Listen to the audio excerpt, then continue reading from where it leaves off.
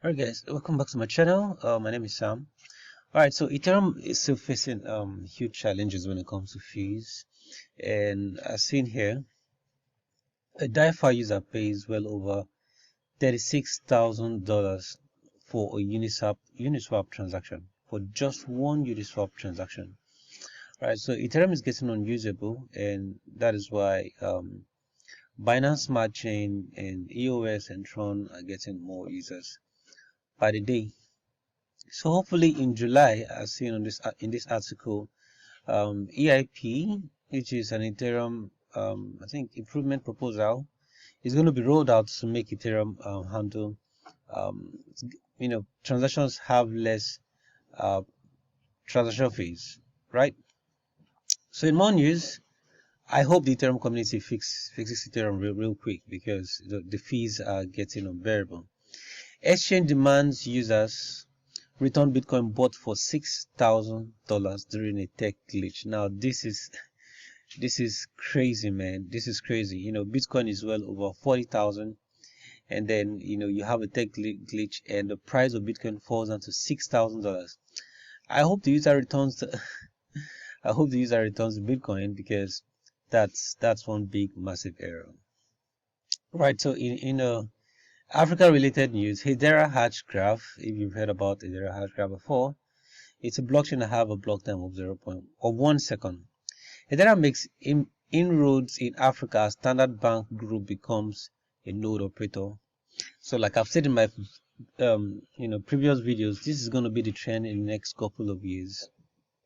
And I've said it over and over again that the banks need cryptocurrency to survive, right? So we're going to see banks start running Bitcoin nodes, start running Ethereum node, EOS node, Telos nodes, right? Because the banking system is built on a very archaic technology, and they need to migrate for this to work, right? For them to survive, rather. I remember when crypto came in, right, several years ago. The banks were the first to start, calling Bitcoin a fraud. See someone like JPMorgan. The Bitcoin price has swung widely since JPMorgan chief executive Jamie Dimon called Bitcoin a fraud. Now he was calling Bitcoin a fraud, but because he didn't understand the technology back then. But guess what the same guy is doing right now? So JPMorgan carried out nerdy test of blockchain payment in space, executive says. Right, so this news came out February 24th, which was yesterday. Now, the same guy that called Bitcoin a fraud, you see, is now going into cryptocurrency. Is now going into blockchain. That's going to be the trend. So what's the strategy here? Get in before these guys start getting in. Get a whole Bitcoin before the banks start thinking of how to get a whole Bitcoin. Right? We've even seen Canadian banks in this news right here. It came out about an hour ago. Canadian bank plans to launch dollar-backed digital currency in the coming months. Why? Because cryptocurrency has proven to be the technology behind cryptocurrency has proven to be a better form of value transfer than the normal conventional way. Just in case you're not aware, just a few hours ago, the banking system failed. Let me pull out the news for you guys. This is the news right here. All of the Federal Reserve's wire and ACH systems go down. Bitcoin has never been down. It's been running 24/7 within the past couple of years. No downtime. Right, so this is the time where the banking system around the world will start chasing blockchain, and we'll see